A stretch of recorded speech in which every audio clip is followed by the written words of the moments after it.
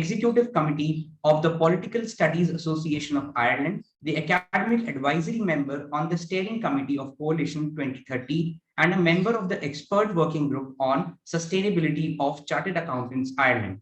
In 2017, he served as a member of Expert Advisory Group to the Citizens' Assembly for its consideration of the topic, how the state can make Ireland a leader in tackling climate change. He is also a research fellow of the Earth System Governance Project. Our second panelist, Professor Priyankar Upadhyay, is widely regarded as the pioneer of peace studies in India. He holds the UNESCO Chair for Peace and Intercultural Understanding at the Banaras Hindu University. He also heads the Malviya Center for Peace Research situated in the university. Professor Upadhyay holds MPhil and PhD from Jawaharlal Nehru University. He also holds advanced international diplomas in conflict resolution from the Uppsala University, Sweden. He has done postdoctoral research at London University and the Woodrow Wilson Center for International Scholars, Washington, D.C. He was selected for the Guest Scholar Award of the Woodrow Wilson Center of International Scholars at Washington, D.C. 1992, Faculty Research Award, Canadian Government 1999, and Senior Fulbright Award in 2004. Professor Upadhyay has taught and done research in political science and conflict resolution in many parts of the world, including Concordia University, Montreal, Ulster University, Northern Ireland, at the Department of Political Science, Karlstad University in Sweden, and US Air Force Academy at Colorado Springs. He has also been fellow at the Henry L. Stimson Center, Washington, D.C., and recently a senior visiting fellow at the Peace Research Institute, Oslo. Professor Upadhyay has publications in journals and books from OUP, MUP, CUP, SAGE, Ashgate, and Routledge, among others, and research articles in reputed international journals such as the Denver Journal of International Law and Policy, International Studies, and Strategic Analysis, SAGE and Routledge. He has taught international relations and peace studies at Banaras Hindu University for over 3 decades. He has contributed as a resource person for UN University of Peace and at the Henry L. Stimson Center, Washington, D.C. He also is a visiting speaker at the Foreign Service Institute, Naval War Academy, and National Defense College in India. In 2014, Professor Upadhyay served as the ICCR Chair of Indian Studies at Dublin City University.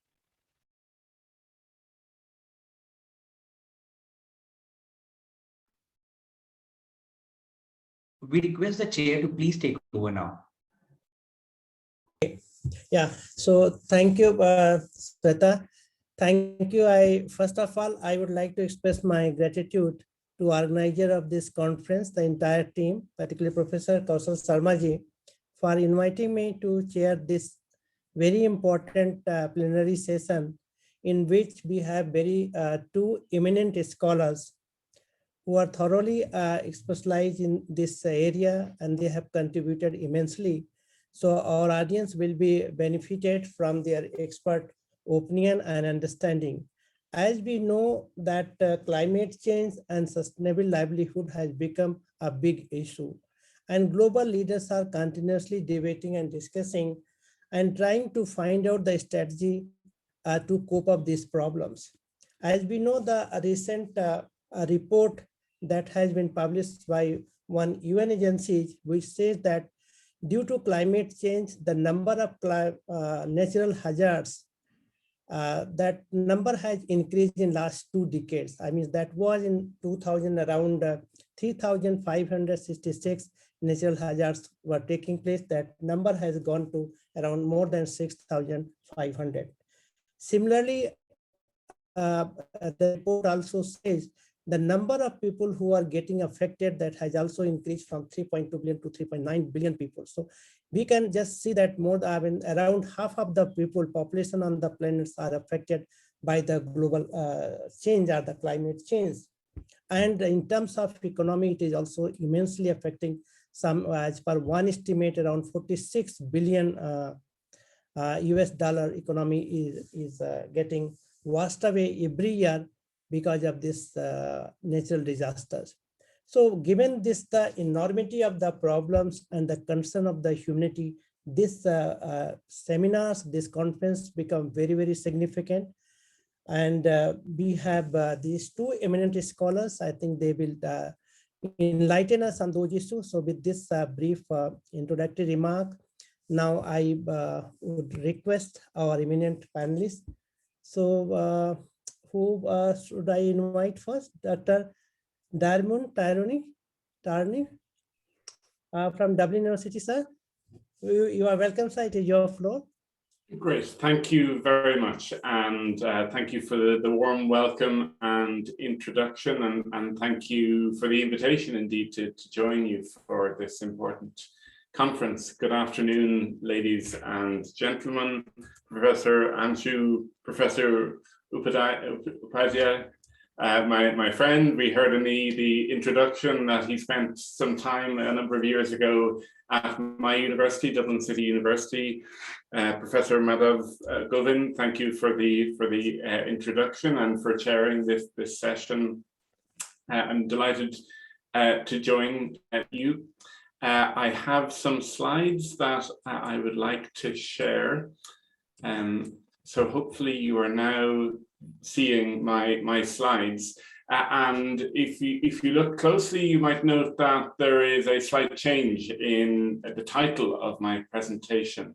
And as I was reflecting earlier this week on what I might speak to you about today at your conference, I was trying to think about what a researcher in a small country on the periphery of the European continent could bring to your discussions. And as I reflected on that, I thought that rather than speaking to the title that I had provided and that appears on the program, which is A View from Europe, I might offer a more specific view from my own country, from Ireland. And in that respect, one of the interesting developments in climate change policymaking that has taken place in Ireland and indeed in some other European countries is the development of innovative new institutions to include citizens in decision-making through processes such as citizens' assemblies. And if you haven't heard of this concept before, I will explain during my talk what it is, the origins of it, the rationale, and how it works. So I hope you'll indulge me in changing the title from what was on the program, and I hope you will find of interest what I have to say about Ireland's recent experience of trying to include citizens in climate change policy making.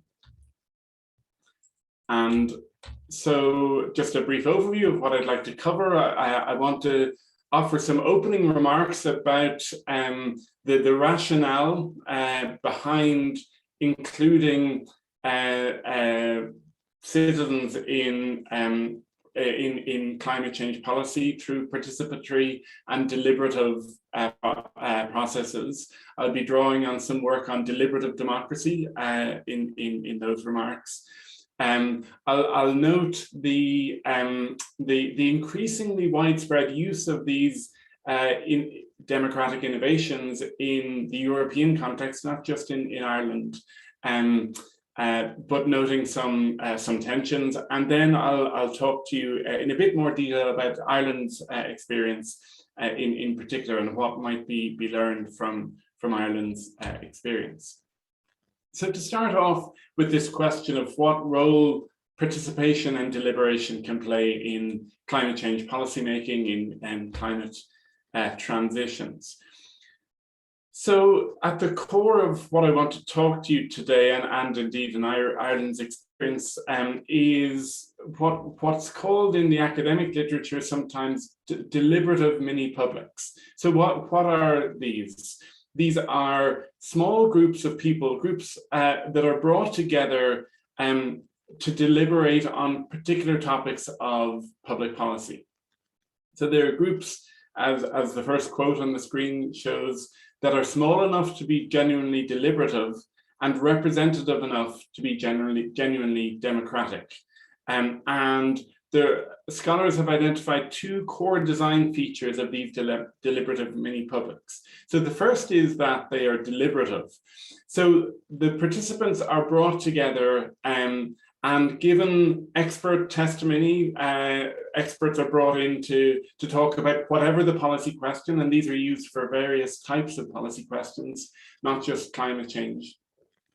So experts are brought in, given the participants are given expert testimony, expert information, and then given the space to deliberate with their fellow citizens. And so they're given space to consider and talk to people who probably hold different views to themselves, and discuss in an open, careful, and reflective way. The second element of this is that deliberative mini-publics are designed to be representative. And this is done through typically a process of stratified random sampling. So, and it's typically you might have something like 100 participants in a process like this. You would choose them by lottery. So every member of the public has an equal chance of being chosen. But then the 100 citizens, or however many who are participating, are stratified. That is to say, the final 100 are selected so that they are representative of the broader population in terms of important demographic characteristics like gender, like socioeconomic status, level of education, geography, urban, rural, and so forth. And so basically what you get is a mini version of the public at large, a mini public. So that's just by way of background to explain what I mean when I talk about deliberative mini publics. And then the Citizens' Assembly is a particular form of a deliberative mini public. And the reason why these are promising institutions for considering questions about climate change is that the literature shows that these democratic processes, these deliberative democratic processes, are well equipped. They provide an appropriate space to deal with policy questions that are characterized by complexity, by long time horizons, and by value conflicts and trade-offs. And if we think about climate change ticks all of those boxes. Solving climate change is complex, it is long-term, and it involves important value conflicts and trade-offs. And just drawing on some work by the Organization for Economic Cooperation and Development, the OECD, they have a checklist of when public deliberation should be used.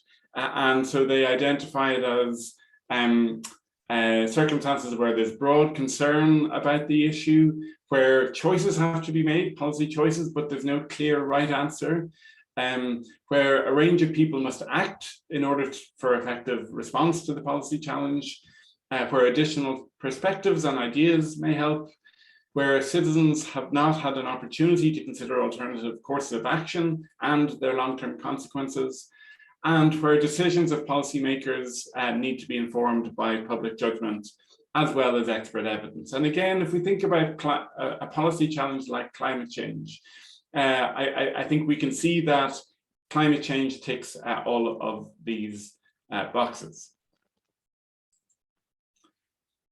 So the second broad observation that I want to make is that democratic innovations of this kind are increasingly prevalent, but that tensions remain.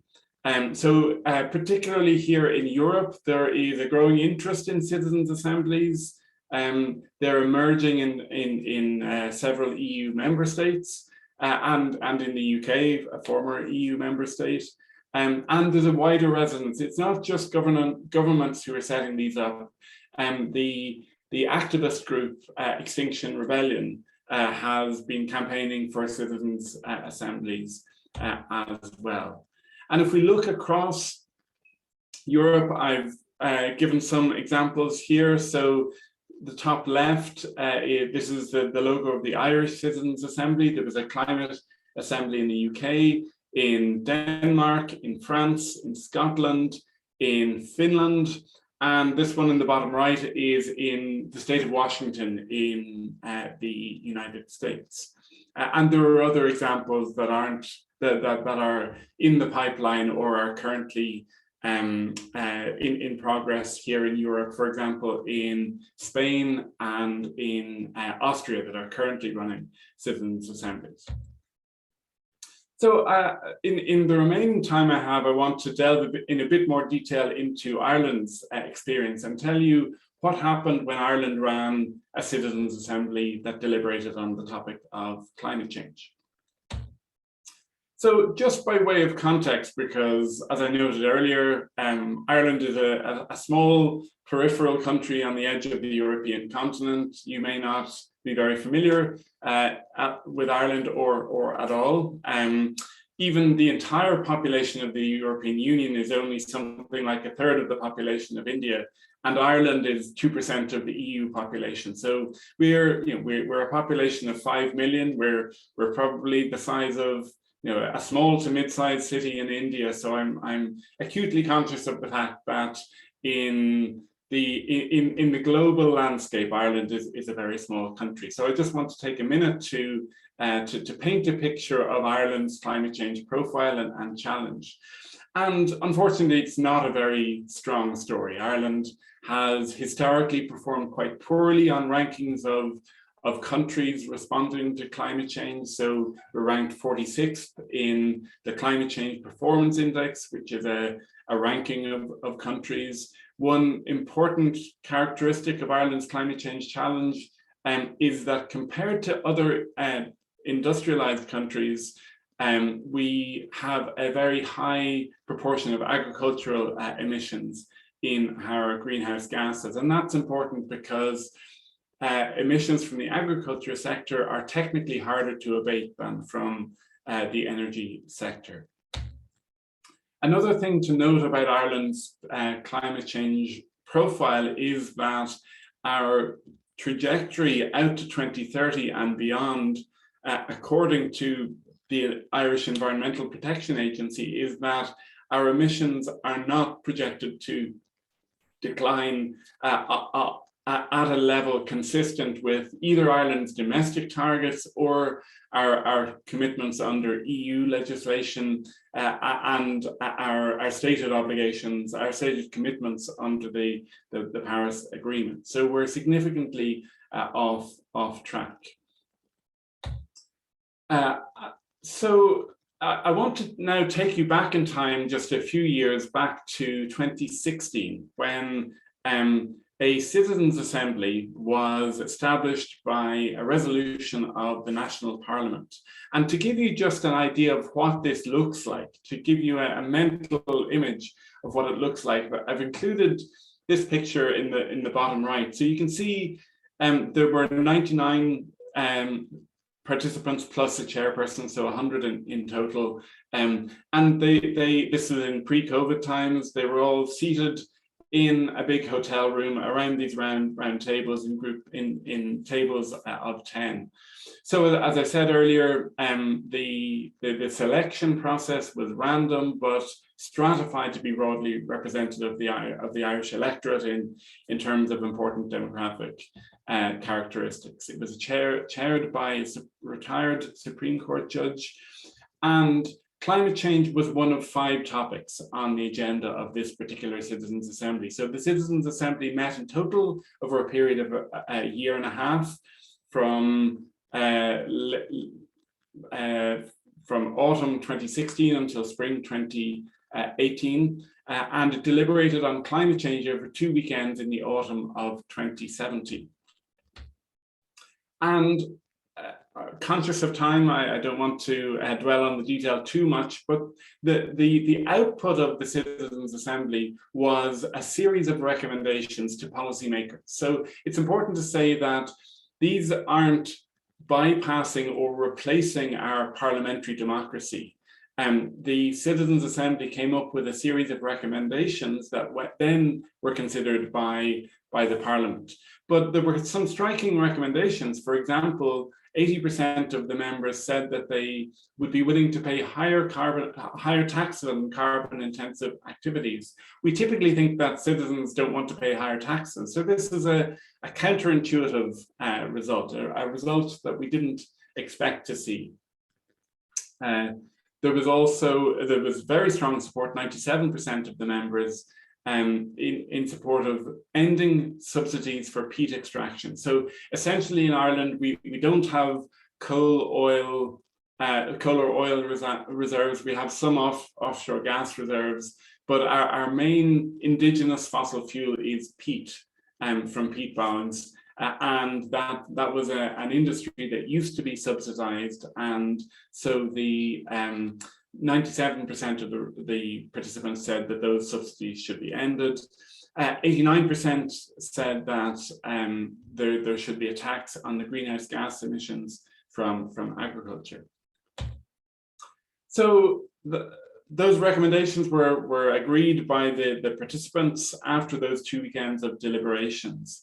What happened next? There was a final report from the Citizens' Assembly on the climate change topic. That was then sent to a special parliamentary committee that deliberated on the recommendations from the Citizens' Assembly. So that was a way of trying to integrate or to bring the recommendations of this deliberative mini-public into the representative democratic process. That parliamentary committee developed its own report, its own recommendations, which developed further the recommendations from the Citizens' Assembly. That parliamentary committee report informed the next major statement of national policy on climate change, the Climate Action Plan 2019. And then in early 2020, we had a general election. A new government was formed, which included the Green Party, an environmental party, as a member of the coalition government. And so large elements of those recommendations were included in the programme for government, including, probably most strikingly, a commitment to overhaul and strengthen Ireland's legislative framework, our national climate change law, which was enacted in July of last year, July 2021. So just to wrap up on this presentation of Ireland's experience, it's important to note that not all of the controversial recommendations were implemented. A couple of slides ago, I had those 3 recommendations. I drew attention to those 3 recommendations. The third one on that slide, the tax on greenhouse gas emissions from the agricultural sector, that was not implemented. That proved to be too politically controversial. The agricultural lobby in Ireland is very strong. There was pushback on that. So not all of the recommendations, most of them were implemented, but not all. But the Citizens' Assembly got a lot of media coverage, and it also got a lot of attention in policymaking circles, and it helped to transform and catalyze climate change policymaking and became a focal point for civil society campaigning. It was also, in an important respect, an education for the members of the parliamentary committee who participated in that committee to deliberate on the recommendations of the Citizens' Assembly. So in a variety of ways, it played an important role in strengthening Ireland's response to climate change.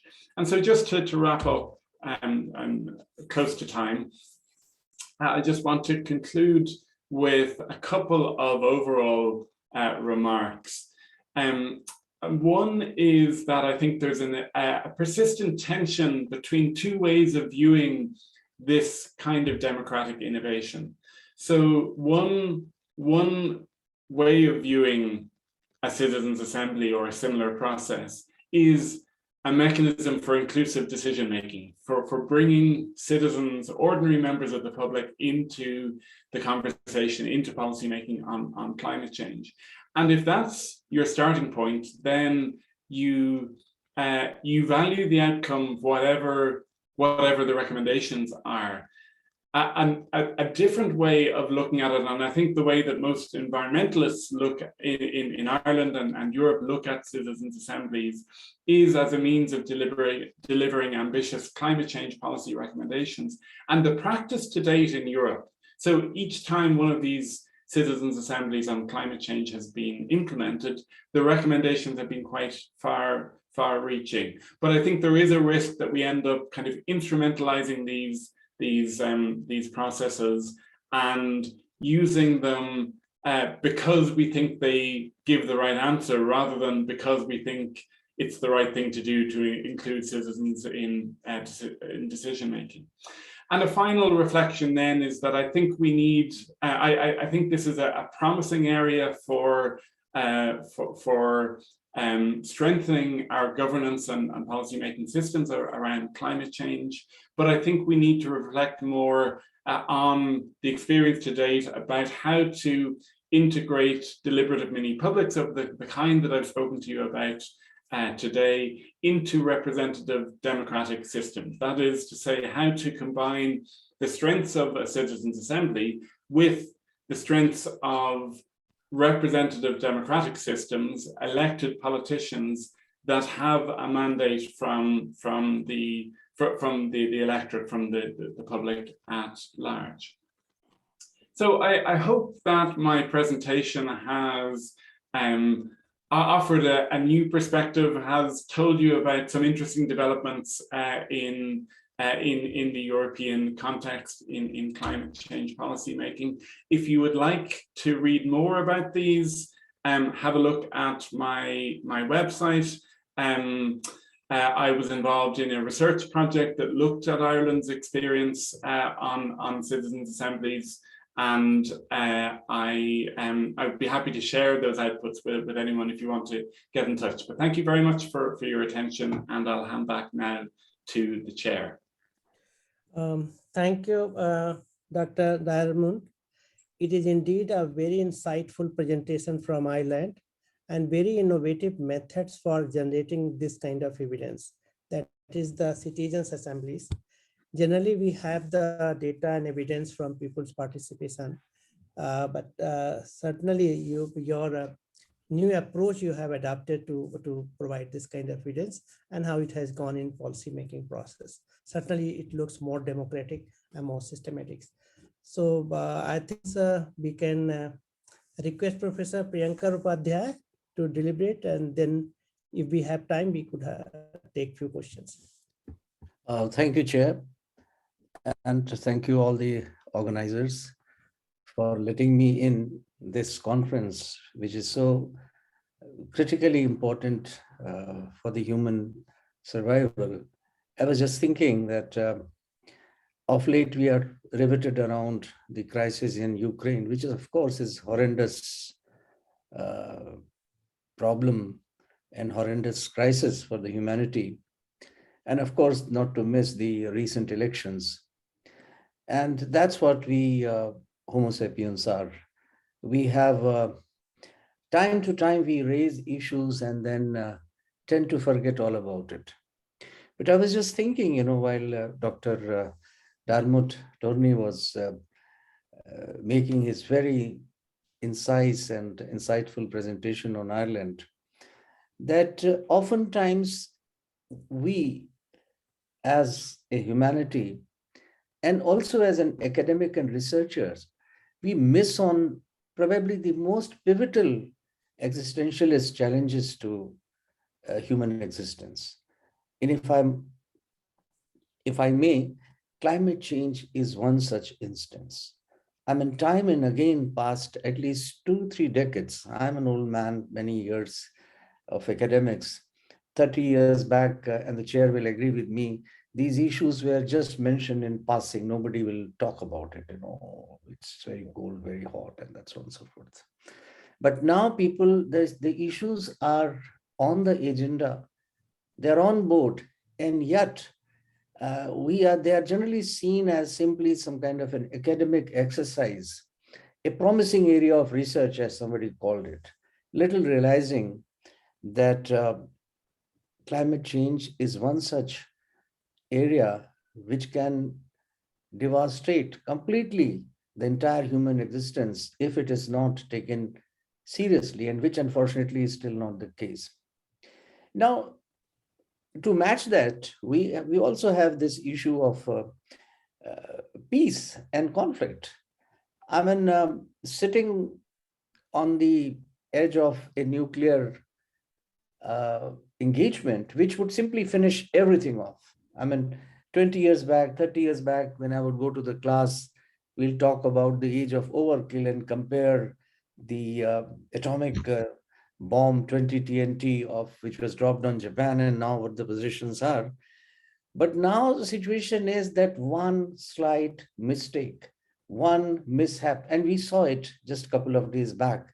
We are still not clear what was happening. And everything is over. I mean, our discussions, our resources, everything.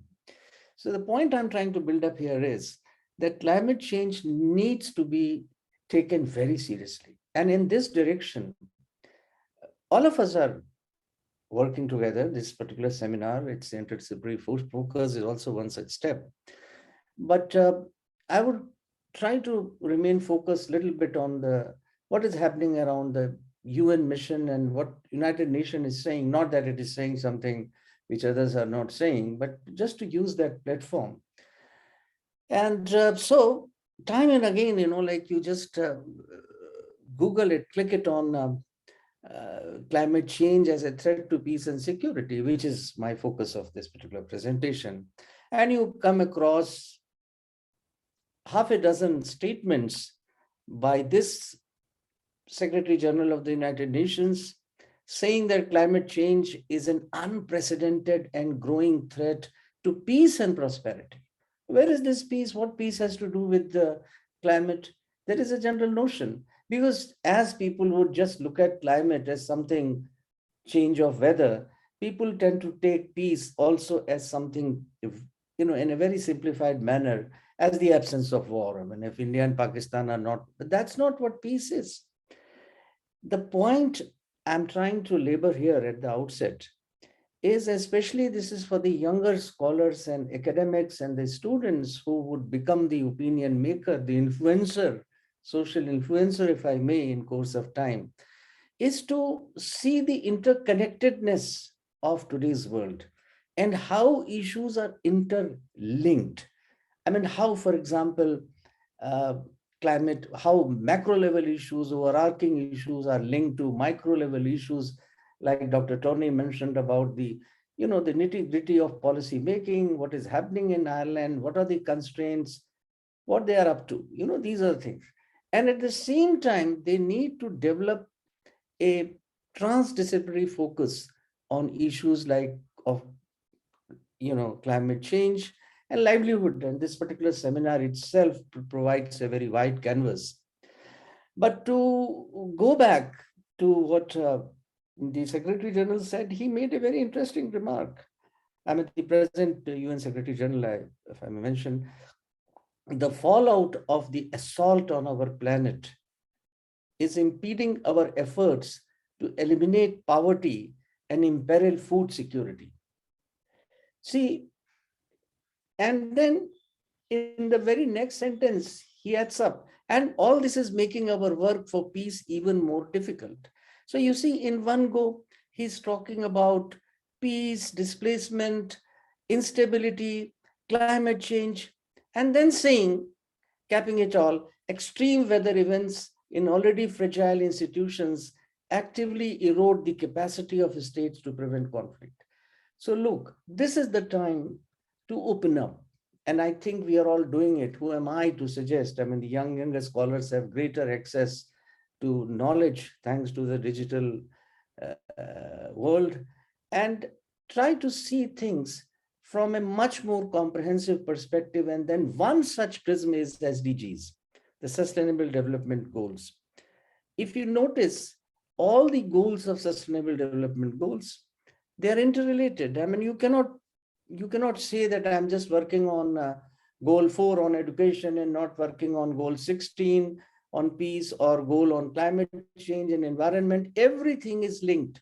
The key aim of SDG, especially from the point of view of peace and development, is also to protect the planet from environmental and climate changes, which are sometimes, and most of the times, they can be detrimental.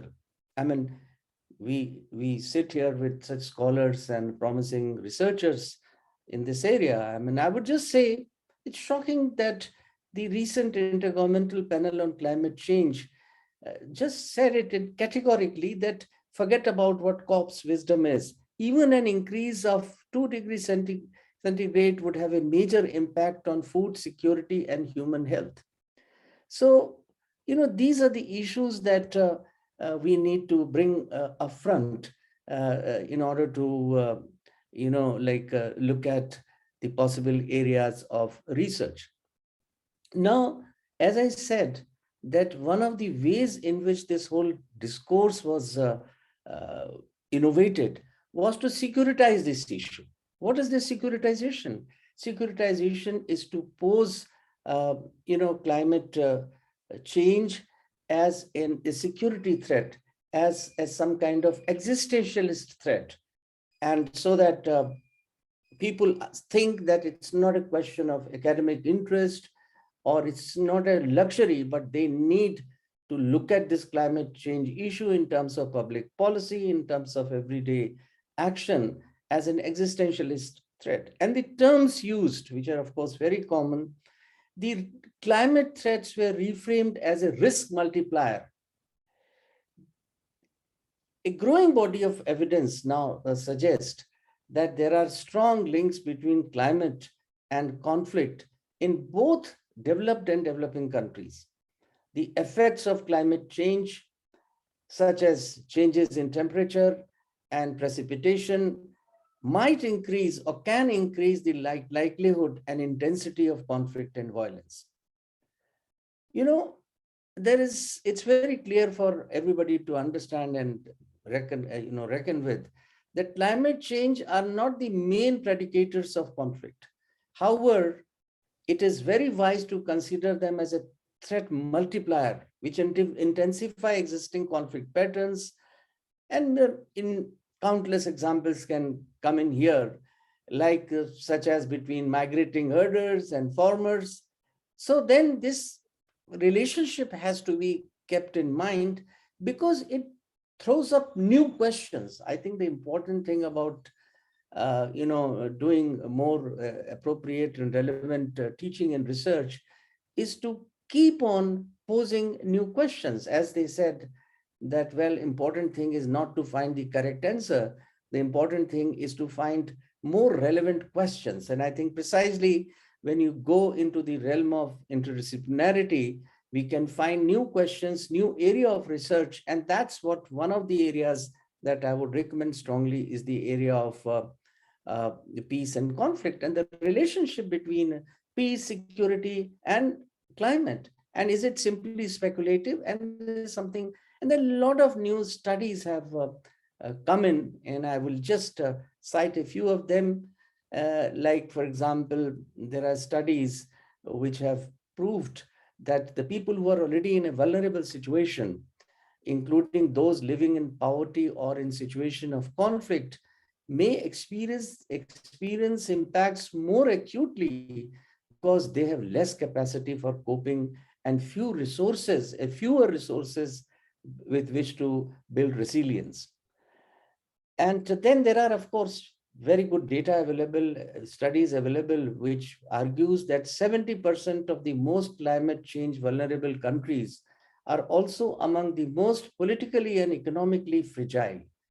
Fragility is a very important precondition of a conflict and a violence provoking context. Almost half of the 15 countries most susceptible to climate related risk host a UN peacekeeping or a special political mission. This is a relationship you see. The UN peacekeeping forces half of the countries are susceptible to climate-related risk, and they have undergone these risks and threats.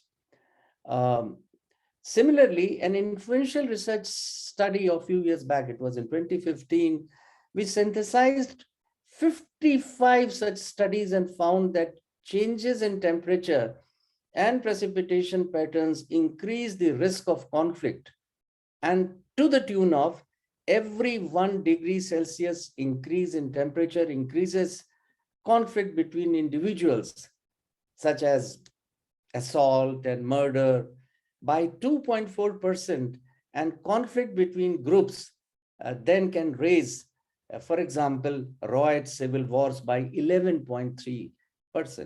I mean, personally, I'm no great admirer of such data-based empirical studies, but after all, they suggest something. They suggest at least a possibility that we need to look at our own country, South Asian region, to see the linkages between civil unrest and the conflict and the climate change upheavals.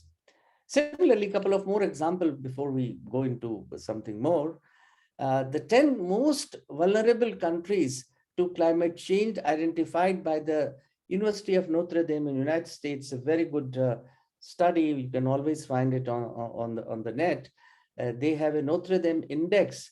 It says that they're all dealing with armed conflict. Out of 10 countries most vulnerable to conflict, climate change, 7 of them are also included on the International Rescue Committee's list of countries with humanitarian crisis most likely to deteriorate in 2021. So the relationship between climate and conflict is well established now.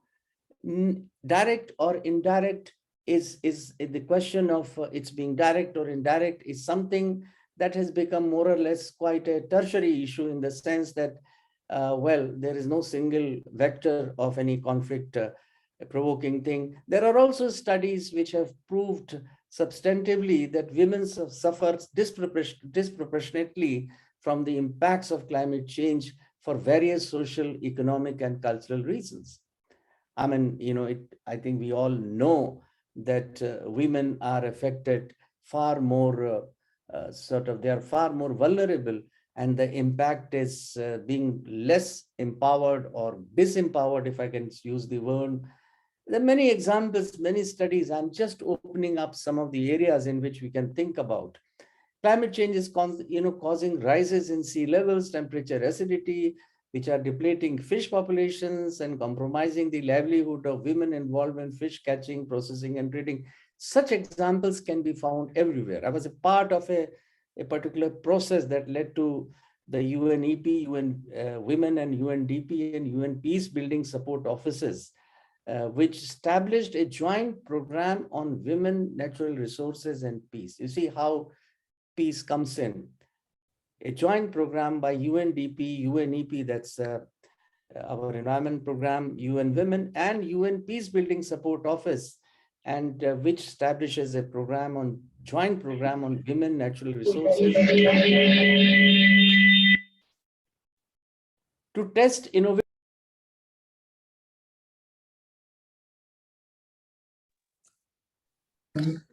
Excuse me, sir, you are muted, sir. Just now, sir. Just 10 seconds back. What am I doing? Sorry. It's one of those technical digital innovations that without touching, I can get unmuted. But well, back to the point I was laboring here is that globally now there are efforts which bring together development agencies and environmental agencies and the peace building agencies to look at the question of natural resources and the depletion of natural resources and climate change and how they are interlinked. So now let's talk very quickly about the South Asian situation. And here too, let me preface it by saying that in the kind of peace research and peace studies that we do, we don't simply look at India, Pakistan and interstate conflict. In fact, we look more towards the human security issues. We look at violence not simply as a direct violence, but also as a structural violence and cultural violence. And the minute you expand the horizon of violence and talk about structural violence and the cultural violence, then you have all the ramifications of climate change becoming relevant or revealing themselves as a very promising area of research inquiry and also policy intervention. Now, the South Asian example, if you see, pretty much the glacial variability affects the water flow in all rivers of Hind Kush Himalayan region, spanning Afghanistan, Bangladesh, Bhutan, China, India, Nepal, Myanmar, and Pakistan. And the relationship between these countries, the interstate relationship, and also, by the way, the intrastate relationship regarding the water situation can be very conflictual many a times. In fact, I remember that during one of the recent seminars, a seminar on India-Nepal relationship, one Nepali policy maker / a scholar was so profoundly angry with India for not allowing its, as he called it, the white gold, he would say, was the water resources. So, just polemically, not to make a serious statement, that it is in the mind of people that this is a resource that needs to be changed. And it's an area, that has developed, and that also can be taken up by people who are doing the climate change discourses or research. Now, there are also direct threats of, climate change, which could be central to India-Pakistan conflict, as a recurring dispute over water sharing, construction of dams, etc., continue to affect the stability of Indus Water Treaty, which was incidentally one of the most successful India-Pakistan peace event, one of those very rare, signed in 1960, for instance. So the complicating factor is also the uncertain effects of climate change in the upper Indus Basin, which could potentially endanger water requirements of the downstream population, thereby risking the risk of disputes and even violent conflict between the two countries. Then, of course, there is a second pathway. I'll be very quick. I can see that my time is another 2 to 5 minutes, depending on how I look at it. The second pathway of conflict, which relates to climate change, or we can use a new term, climate security pathway, is around who are the resource users, livelihood insecurities, and anti-government mobilizations. I mean, in South Asia, many times we have seen food riots in the past. Now, your memories are short, we tend to forget. In Peshawar, there was a massive food riot in 1997, in West Bengal in 2007. And as late as, if you can see, I mean, a study, for example, I just came across, which said that during 2005 to 15, Pakistan experienced 19 serious incidents of unrest wherein food insecurity and/or food prices rise was identified as one of the main reasons for the movement and upheaval.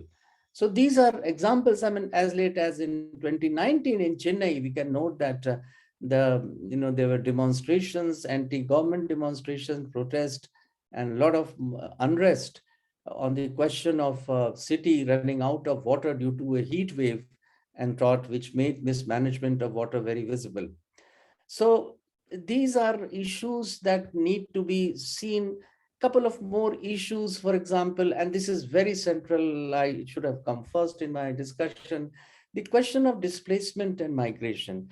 In fact, the truth of the matter is that as far as the human misery is concerned, the question of displacement, migration, and climate refugees, if you please, is as central, as horrendous as is the question of conflict and violence over a question of territory and so on and so forth.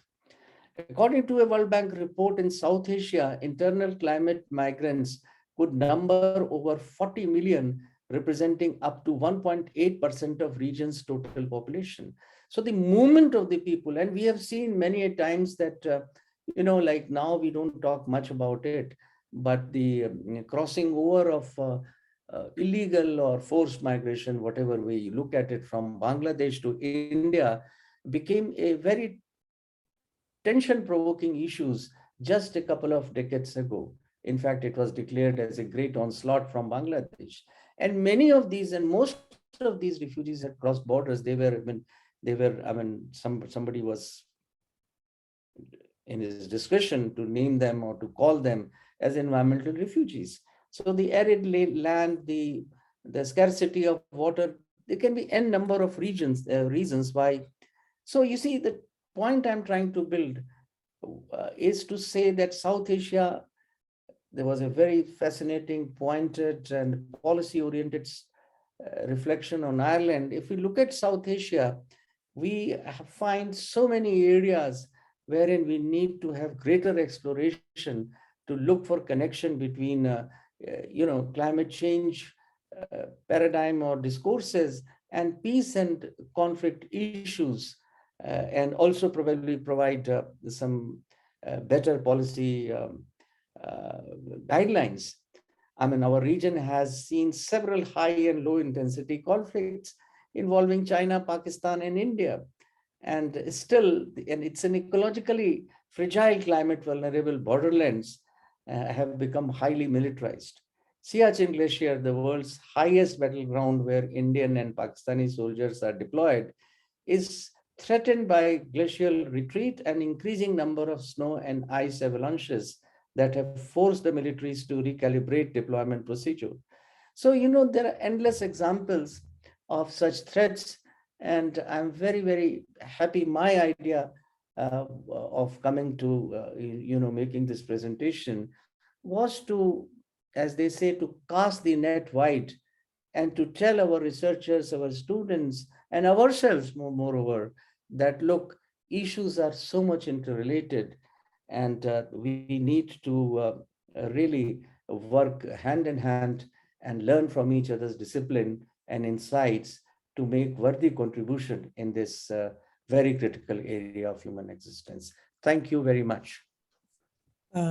Thank you, Professor Priyankar, for underlining very important issue, which is generally not associated with climate change, that is the peace and security. Indeed, it is a great problem, and there is a need for making more research, more tangential kind of study, that how the very problem of the conflict, problem of migration and displacement which is taking place, how they are causing problem in the urban areas and other states when the people migrate from one state. So thank you very much, sir, for your wonderful talk. I think, sir, some of our audience has raised some interesting question. So Praful, would you like to read out those questions? So any of our panelists can answer. Yes, sure, sir. So Nikhil has a question for Dr. Todd. Just let me do some observations. So it was really great, Dr. Torney and Dr. Upadhyay, Professor Upadhyay, for joining this session, for accepting to join this plenary session. It was a lovely perspective. One was from the European point of view, from the point of view Europe, that how Ireland is dealing with this issue of global climate change. And another one was also regarding the peace and threat, which is their peace and conflict, which can be, the conflict which can be arisen because of the issue of climate change, so which can disrupt the peace. So, and both the talks were having different perspectives, and it was really a nice one.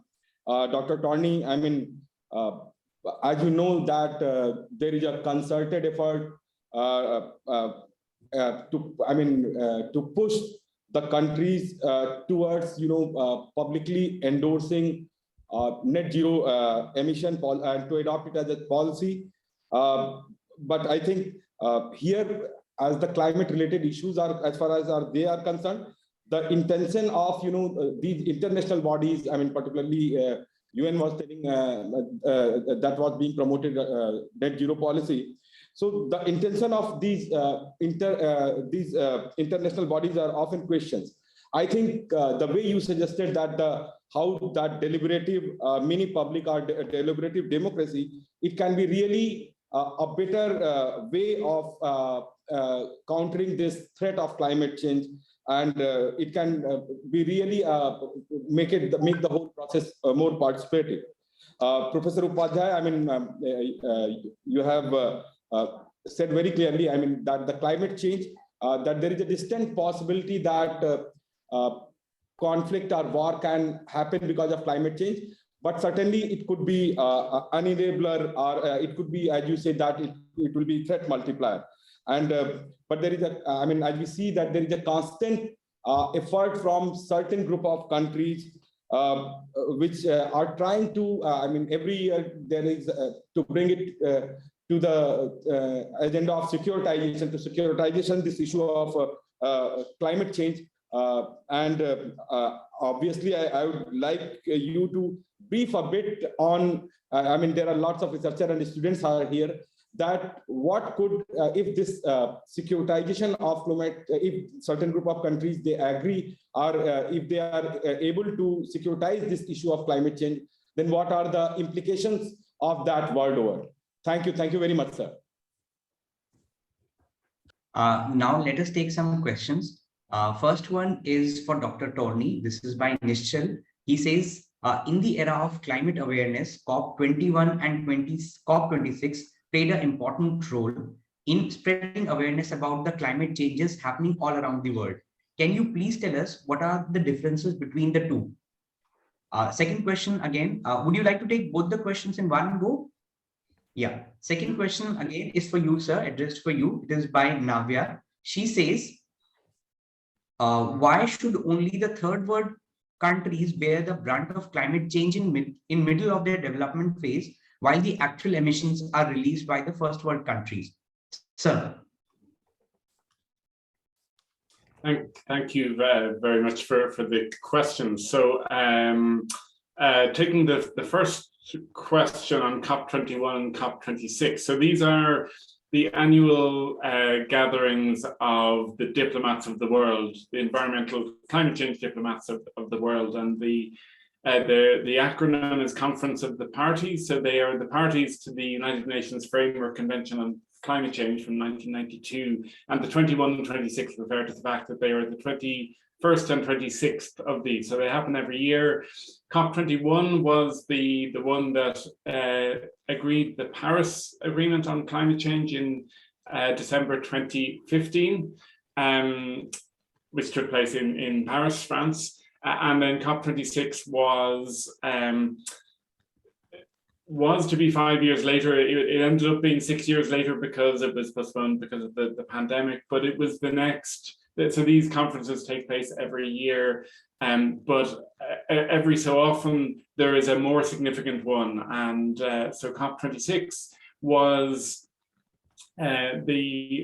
last November in Glasgow in Scotland, and it was the point where countries were being asked to come back to the table with strengthened climate pledges, national climate pledges, net zero by some date in the future, many countries, and that goes to one of the points raised earlier on.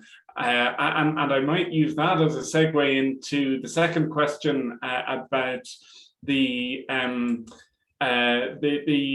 equity dimensions of the global response to climate change, because I think this is something that we in Europe and in the global north don't pay enough attention to. That when we say that countries around the world need to set net zero targets, we don't take into account the differential, or we often don't take into account the differential contribution of developed and developing countries to the historical stock of greenhouse gases in the atmosphere. So, it is entirely reasonable that India would set a significantly later date for a net zero target than Europe or the United States.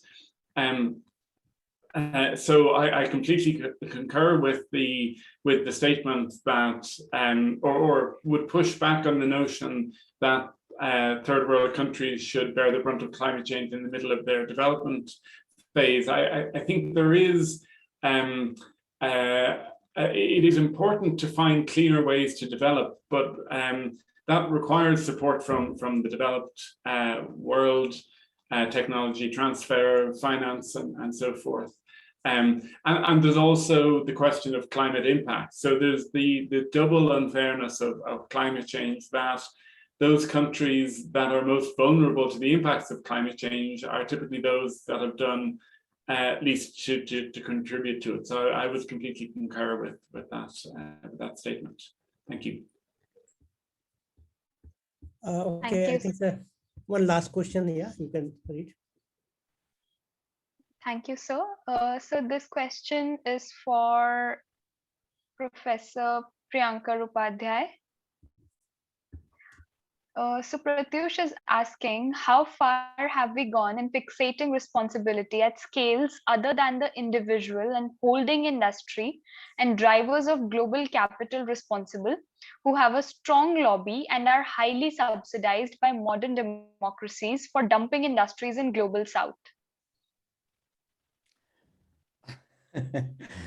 Well, the second one is a big one, but let me begin with what Professor Arun wanted, and that's a safe one. And then, of course, I'll come to the second.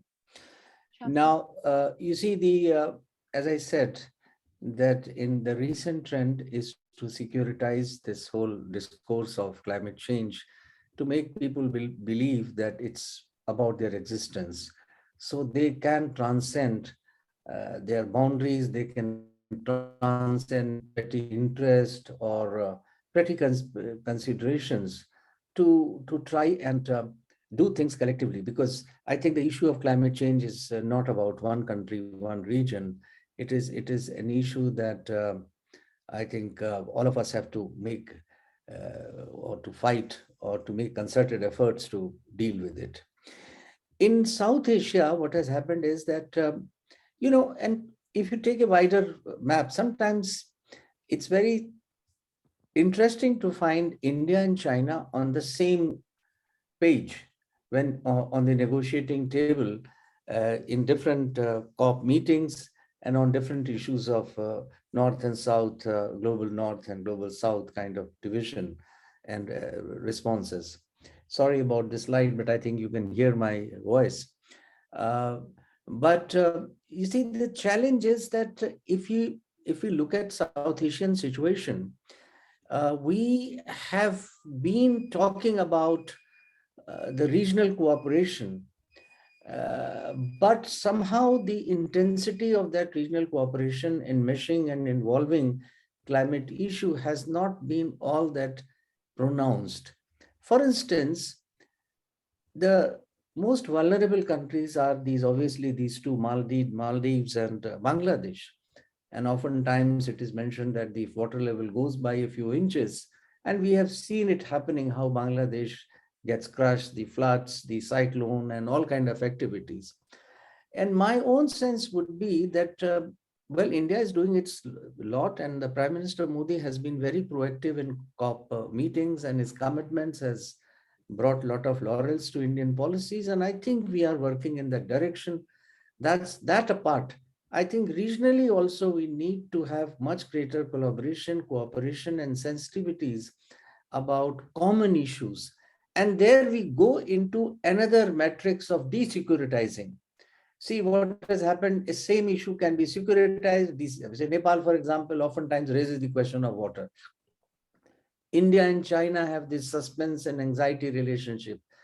India and Pakistan, they are holding on because somehow the treaty, the Indus Treaty somehow, which, as some people say, was given to them because of World Bank, was economically very driven, was driving it.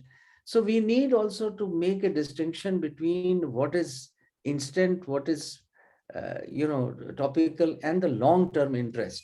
And I think in the long-term interest of the region, it is very important for us to collaborate, cooperate, and desecuritize issues which are non-existing. I mean, collaborate. And of course, the larger issues of securitization, and which brings me to the second part. You see, Pratyusha, I think that is the name. It's a very profound question, and I think I'm not the best person to answer it. But what little I see is that, you'll have to go into the matrix of the character of the state. And every state, every political party, everywhere in the world has to make a choice. You cannot suddenly, go by the dictum of Green Party and just see, it's in the development process. The kind of development models that we started pursuing, like it or not, they are driven by profit motives. They like it or not, they are given by a capitalist path of development, because the other path of development has been decried and has been thrown to the winds. We will not go to that debate. I don't have a very sort of profound or a very correct kind of balance to answer that.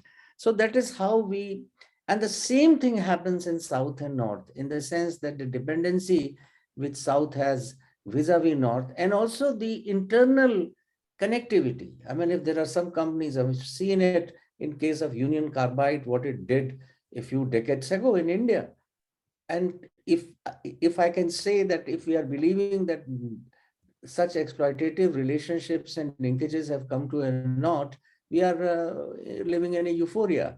So that nexus is there, that matrix, if you see, is there. And these companies, on the face of it, they are talking about being green, they are talking about environment friendly policies, World Bank, IMF, everybody's talking about green and climate change. But there is still, it's a long walk ahead, I can say so. And we need to generate greater public consciousness to make our politicians realize that, look, economies would still live. But then if the earth comes to an end, this planet comes to an end, your GN per capita income won't roll. So there's so many things that came to my mind, but thank you so much for this. Thank you, sir. Thank you to both Brunt scholars for the wonderful. Now, over to you, Yukta. Now, I would Professor Anshu to kindly present. Over to you. Actually, I think I am finding it very difficult to thank both the speakers for their very, very fascinating and insightful deliberations on the subject. I have also been a scholar studying climate change for the last, I think, almost 25 years. And both the perspectives, the way Dr. Torney put forward the concept of how, citizen assembly and how the common people, how they can play such a dominant role in actually framing a policy is an example which if most of the countries follow, then I guess at that highest level where the politics plays a very dominant role, maybe at some point there that can be minimized. And because it's the people at the local level, they know exactly what is the situation and how they can deal with it, because they are the ones who are actually the sufferers. It's their livelihood that is dependent. And so the way this entire concept is really important, which really needs to be taken up with by everyone, all states, I guess. And I can't thank Professor Upadhyay enough for his, talk and his idea about how climate change and peace, what is the connection between the two. We very often, think of peace in very big terms, but it is again how each one of us is impacted by the climate change, and how these little changes, like particularly I agree that, quantifying it in terms of 1 degree rise in 1 degree centigrade rise in temperature and how much can be the riots and the assaults, it's very difficult. But yes, definitely that is there, that the rise in temperature is going to lead to a lot of conflict, and ultimately the impact on the livelihoods and lots of other, the way the economy is going to survive, and people, it's the people's survival ultimately that is at stake. So again, this it is every issue then becomes a people-centric issue, and if we have to have policies devised, then it has to be the local people that have to be taken into consideration. So the local participation is, I think, a very important aspect. And as both of our speakers have brought about, and I'm sure that our participants have really benefited from this particular perspective that both our speakers have presented today, because we do talk of climate change, natural hazards, and sustainable livelihoods again in terms of SDGs and the percentages and etc. And so on. But looking at it from these perspectives will give them a new insight and pave a way for a direction of research into these particularly as yet less researched areas. Thank you so much, Professor Upadhyay, Professor Torney, and Professor Madhav. Thank you for the session. Thank you so much. Over to you, Professor. Thank you, ma'am. It was truly an enriching experience today for all of us, a great opportunity for exchanging knowledge. We hope it was fulfilling for everyone who participated in this conference on day one of this conference. As they say, it is necessary to say goodbye to meet again. We wrap up day one of this international conference here with the promise to meet again tomorrow for day two of this conference. Hope to see you there. Thank you. Thank you, everyone. Thank you. Thank you, everyone. Prafullit, can you please request everyone to on their video and take a snapshot? Yes. Yes. Everyone, it's a humble request that you please switch on your cameras for a group photograph. And our technical team, I request technical team to take a snapshot also.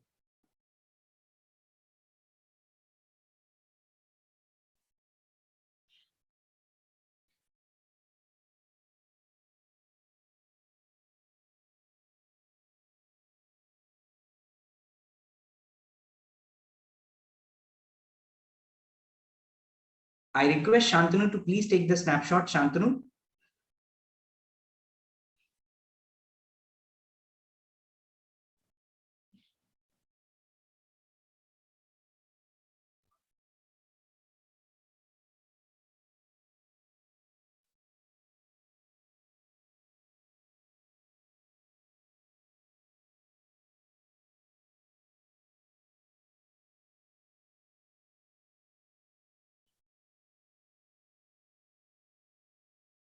Okay, sir.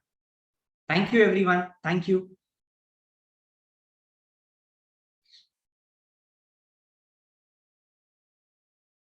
Thank you, everyone.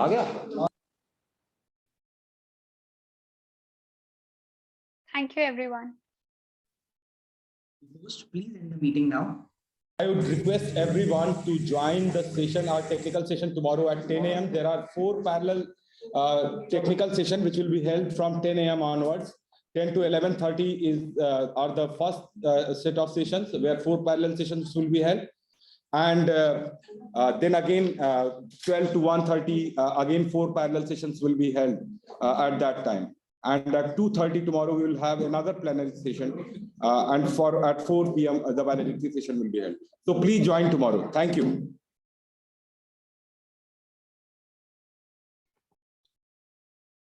Thank you, everyone. Host, please end the meeting now.